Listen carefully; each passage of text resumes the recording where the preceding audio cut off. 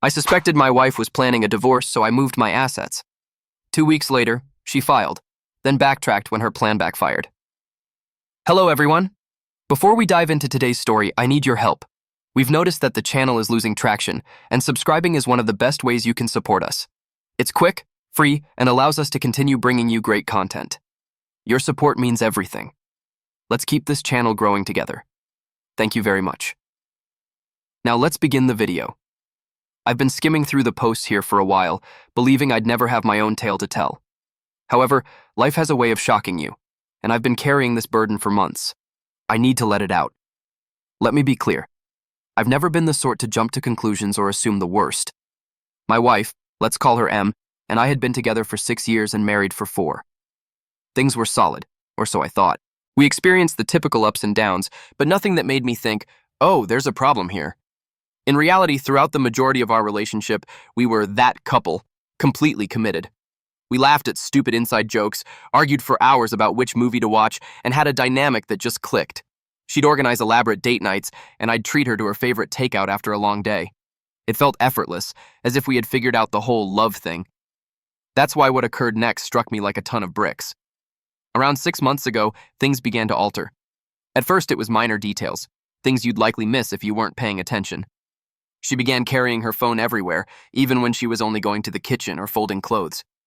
Before this, her phone would sit on the coffee table for hours, and she didn't mind who picked it up. One day I made a joke. "What are you running, some secret spy ring now?" She chuckled and added, "No, work's been emailing me a lot." Okay, fine. But a few days later, she created a password. That one caught me off guard because she had never used one before. When I casually inquired why, she responded something vague about security and hackers. I didn't press it since I didn't want to appear paranoid, but it simply felt off. And it did not end there. She began taking calls outside the room, which she had never done before. It wasn't subtle either. Her phone would ring and she'd say, "Oh, let me just grab this real quick," before disappearing into the bedroom or outside on the porch. If I inquired who it was, she would just say, "Just a friend from work." Then I noticed a new habit, keeping her phone face down on the table. I had no idea that was a thing until I reached over to give her something, and she hastily moved her phone out of the way. It was one of those blink and you miss it moments, yet it stayed with me. However, it wasn't all about the phone. She started to feel distant. Conversations that used to flow easily now felt like pulling teeth. If I brought up future plans such as, "Where should we go for our anniversary?" or "Do you think we should start saving for a new car?" she'd simply nod and say, "Yeah, we'll see," before shifting the subject. It all came together for me on a random Wednesday. She informed me that she was seeing a friend for coffee after work. It didn't sound strange. She does that occasionally. I happened to be running errands in the same area, so I figured, why not surprise her? It'll be cute. When I arrived, however, she was not with her friend. She stood outside the cafe, walking back and forth, her phone placed against her ear. I remained in my car because something about the way she spoke seemed serious. I didn't intend to eavesdrop, but I overheard phrases like, "It's almost ready and starting fresh soon." My stomach sank. I couldn't figure out what she was saying, but it didn't sound like a job or friend conflict. It sounded grander, like something she had planned. When she returned home, I asked her how her coffee date went, attempting to maintain a casual tone.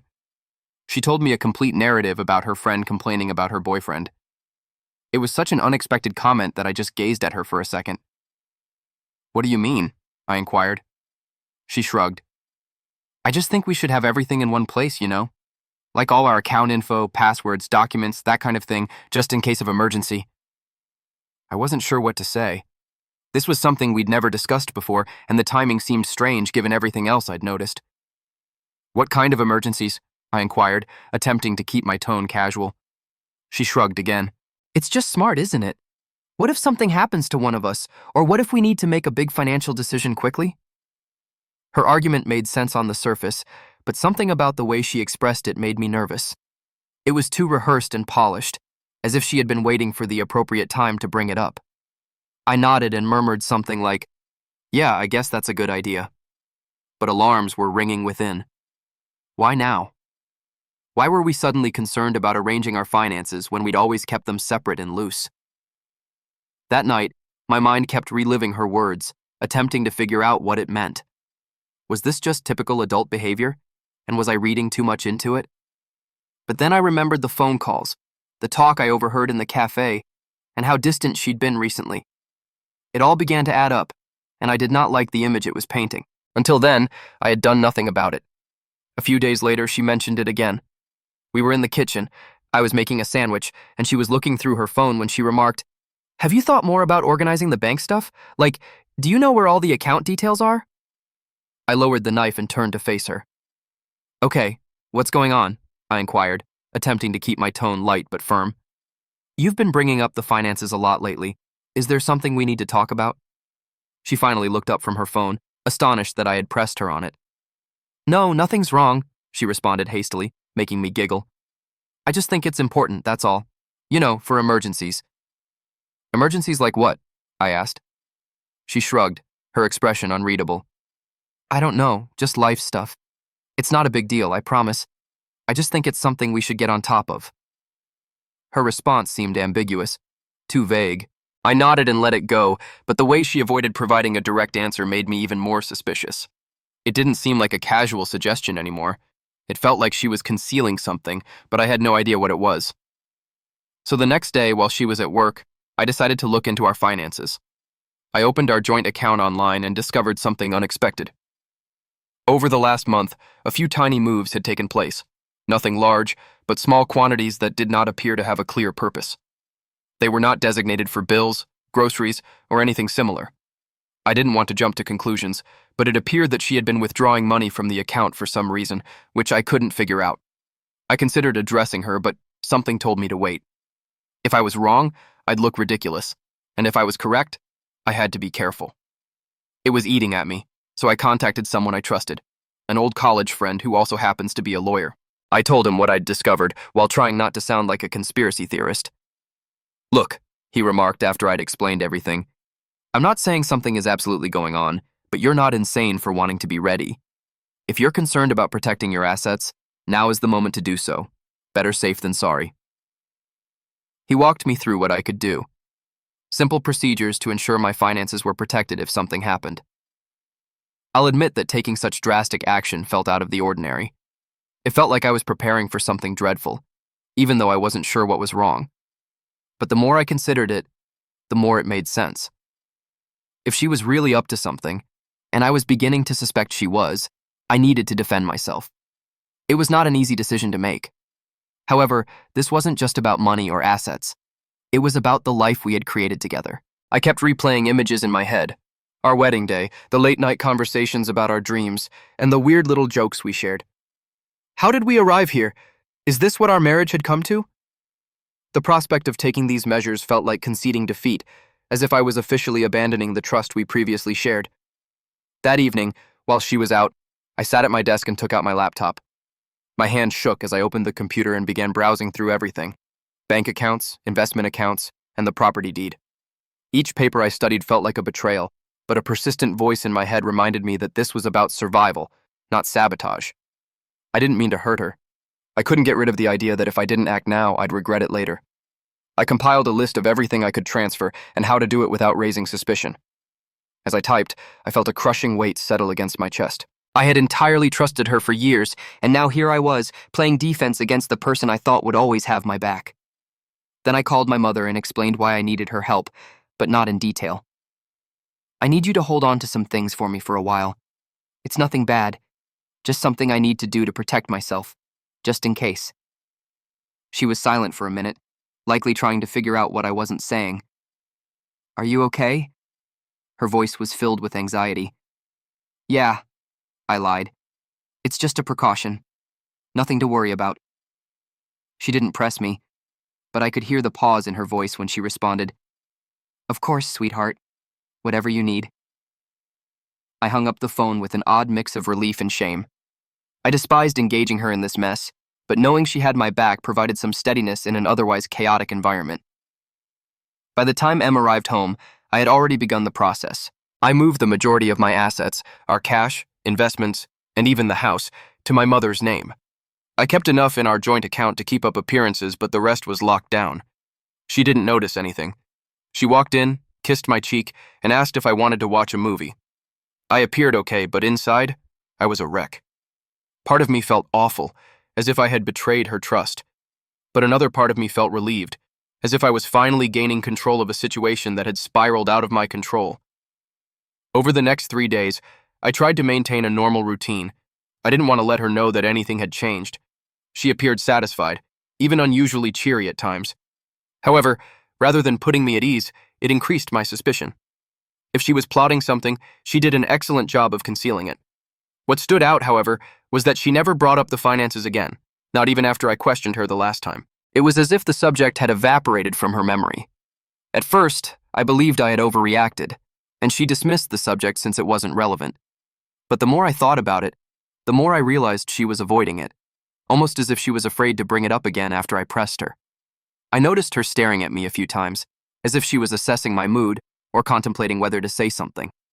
Every time I noticed, she'd quickly return her attention to whatever she was doing: her phone, the TV, a book. It was slight, but it was present. It felt like she was waiting for me to bring it up, as if she didn't want to push the issue again. The silence only made me feel more anxious. It wasn't like her to drop anything she considered essential, and the way she avoided it suddenly appeared deliberate. If she was testing the waters, she was not going in. If she was waiting for something, I was not about to give her the go-ahead. Whatever her next move was, I knew I had to be one step ahead. Something was coming, but I didn't know when or how. All I could do was prepare. That night, I made certain that everything was solid. I glanced over the paperwork again, double-checking every aspect of my mother's asset transfers: the house, the savings, the investments. Everything was now legally in her name, sealed in an uncontested trust. I even called her to confirm that she had all of the necessary papers. 2 weeks had passed, and everything appeared too normal, frankly. She was acting more loving, even starting to talk about unrelated topics like jobs or what we should eat for the evening. It threw me off because she'd been aloof for months and avoiding anything more than superficial conversations. Part of me began to question whether I had been overreacting all along. Maybe the strange conduct was merely stress or something I didn't comprehend. But then, one random Friday night, she sat me down on the couch, turned off the television, and said, "We need to talk." My stomach fell quickly. I knew what she was going to say before she did. "I think we should get a divorce," she replied, her voice so calm it seemed prepared. It wasn't furious or emotional, it was simply frigid, as if she had told me we had run out of milk. I stared at her, unsure how to respond. As she explained her argument, she mentioned needing space, wanting to figure herself out, and feeling like she'd lost her identity in the marriage. Standard breakup phrases that didn't really explain anything. But then she said something that struck a different tone. "You know, I've made a lot of sacrifices for you over the years, and I don't think you really appreciate them. I deserve more." That last part stung. It wasn't just that she wanted out. It was that she framed it as if I owed her something, that everything was my fault, and she was simply claiming what was properly hers. As I sat there trying to understand what she was saying, a new question arose. Why now? Then she said something that made everything start to make sense. "A friend of mine has been helping me see things more clearly," she continued, not looking at me. "A friend?" I remained still, letting her speak, but my mind was racing. Who was this friend? Why were they so involved in my marriage? The way she stated it was not casual. It seemed like someone had been hyping her up, convincing her that leaving me wasn't simply a choice, but a strategy she needed to implement. And the more she talked about how she deserved more because of her sacrifices, the more I became skeptical. Sacrifices? What kind of sacrifice? She was happy with me, or so she said. I worked hard to offer her the life she desired, and it wasn't just about money. When she asked to move closer to her job, I agreed, even though it meant a lengthier commute for me. When she wanted to attend that pricey yoga retreat last year, I made sure we budgeted for it, even foregoing a vacation I was looking forward to so she could go. I backed her when she changed careers twice, telling her it was fine to take the risk because I wanted her happy. I believed being a decent husband meant putting her first whenever possible. And it wasn't as if I was an unresponsive, distant partner. I showed up. I remembered birthdays and random things she had mentioned loving. When she mentioned feeling caught in a rut, I suggested date nights. I listened to her complain about her job, friends, and family. I didn't always get it right, but I did try. That's why her "I deserve more" line hurt so much. I didn't even consider buying into it. She was not upset due to anything I did or did not do. She was upset because something had changed in her. Perhaps it was the acquaintance she kept bringing up, or something else. But the lady sitting in front of me was not the woman I married, and I was not going to let her rewrite our marriage tale to fit her new narrative. I didn't press her at the moment. Instead, I nodded and said something innocuous, such as, "If that's how you feel, I guess we should figure out the next steps." She seemed startled that I wasn't arguing or begging her to stay, but I didn't mind. My attention had already changed. I needed to know who or what was causing her sudden, planned shift in conduct. She didn't just wake up one day and decide she wanted out. This was something greater, and I wasn't going to let it surprise me any more than it had already. After that chat, she went into her own apartment, and I received the divorce papers on Monday. Let me tell you, they didn't only want to stop the relationship.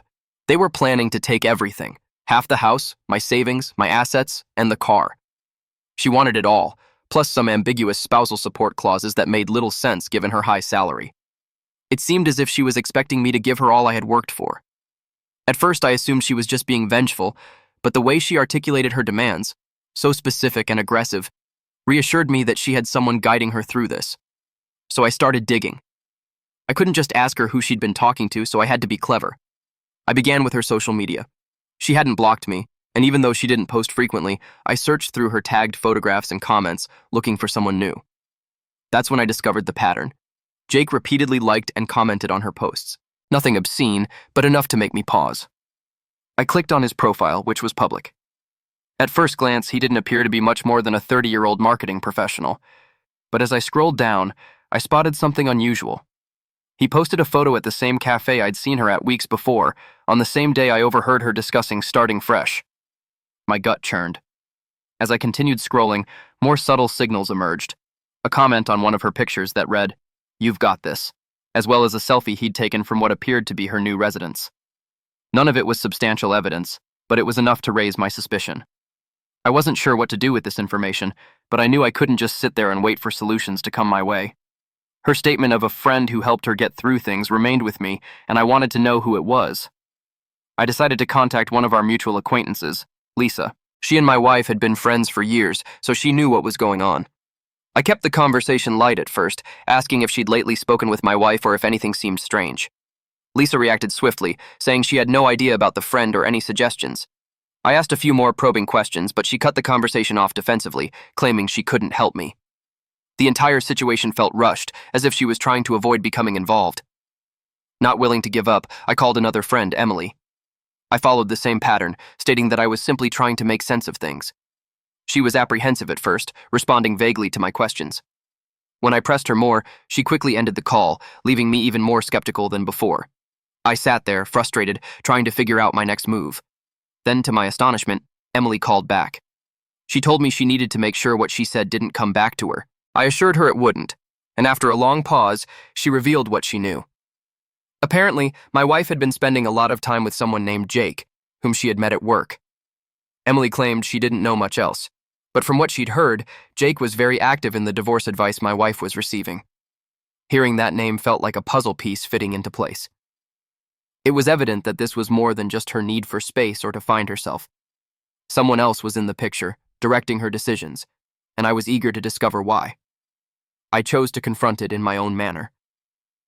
That Saturday, I headed to her apartment building and parked a block away, trying to confirm what I already suspected. A few hours later, she and Jake stepped out of the building. They did not hold hands or anything, but the way they walked together, close, leaning in to talk, was plenty. They got into his car and drove away, leaving me sitting there, staring at the spot where they had been. I did not follow them. I did not need to. At that point, it was evident she hadn't simply stopped loving me. She'd been preparing to go with someone else. And now, everything made sense.